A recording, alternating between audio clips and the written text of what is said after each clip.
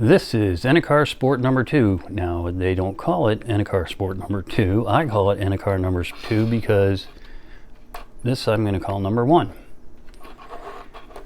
Now, this one I already did a video on, and if you saw it, you remember that or if you were paying attention and you saw it, you might remember that the hands were skeletonized, and I decided that I was going to relume them, and I reloomed them in green, as you can see, which I kind of looked at it afterwards and said, that doesn't look right. I mean, it's definitely easier to see, and of course it's not permanent, so I can always punch that out and do it in white, which I didn't have this one at the time, but if I had this one, I would have gone with white to begin with.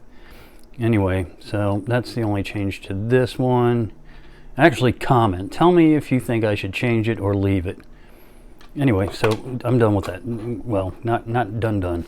But anyway, okay, so here's Enicar Sport number 2. And as you can see, comparing the two, this one has a red second hand and only has numerals at 12, 2, 4, 6, 8, and 10. We have dots in the rest of the spots. The size difference, this is 33 and this is 32.4, so not that much, even though you can see this one does look bigger. Lug to lug on this is 39.5 millimeters. Lug width is 16 millimeters. Thickness on this thing is 9.7 millimeters. It is stainless steel, and that's one of the things with the Sports was the stainless steel case. And if you saw my video that I did on the servicing of this, which would have been AS 118794, because that's the movement that's in here, and I'll get to that in a second.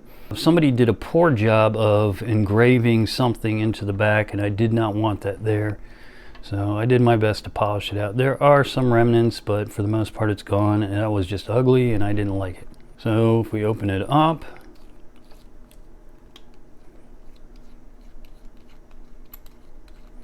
screw down back, take a look at the back on the inside.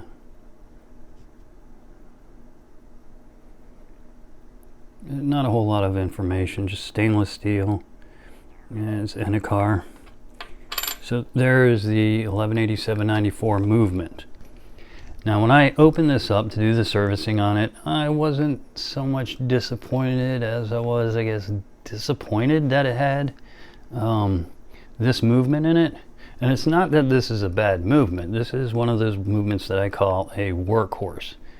But I was hoping for something that would be a little bit more special. This one has the 410 Enicar movement. There's, to say one's better than the other, that they aren't. This one is just a very, very common movement. Now, for your average person, if the average person, the person who would take their watch to have it serviced and pay for it, were to ask me which one should I buy, I've got the option of this one with the 410 or the 118794. I tell them this one. The reason is this movement is so common. I think I probably have at least five spare movements of this sitting around. This one, 0. So I got lucky that this one was working, because the problem with this is they both cost about the same if you were to have them repaired. The difference is the parts for this one are a lot easier to find than this one, which means that the parts for this one are going to be more expensive. So if I had to put any money into this, it'd probably be sitting in my junk drawer, because when you start getting to the point where you're paying as much for, I'd probably end up having to buy the entire parts movement, and it probably cost me more than this watch is worth.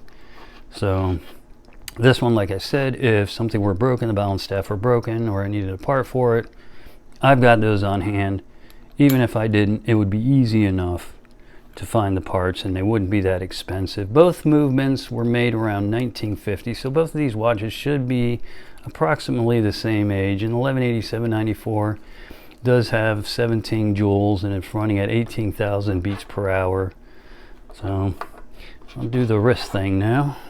All right, there it is, that 32.4 millimeter case on my 6.5 inch wrist. It wears about the same. I don't really see that much difference. I'm not going to put the other one on my wrist also, but, well, they both wear about the same. This one does have a larger bezel on it. And so, yeah, I mean, the lug-to-lug on this is 39.5, 9.7, almost essentially just under 10 millimeters thick. Just kind of a good-looking watch. And, I mean, again, for someone who wants a vintage watch with a reputable name that they can just wear every day, go out, it's got an acrylic crystal, so if it scratches, you can buff it out. If it cracks, you can replace it. You know, it's not a special crystal that requires any sort of extra tooling or anything else. This is I would wear this one before I'd wear this one, because this one I know I could beat the hell out of and not have any problem, so long as nothing goes to the hands or the dial.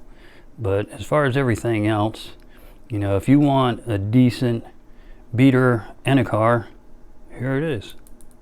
The 1187.94, or what I call Enicar Sport number 2. So if you like this video, click like, subscribe, comment. Thanks for watching, and bye.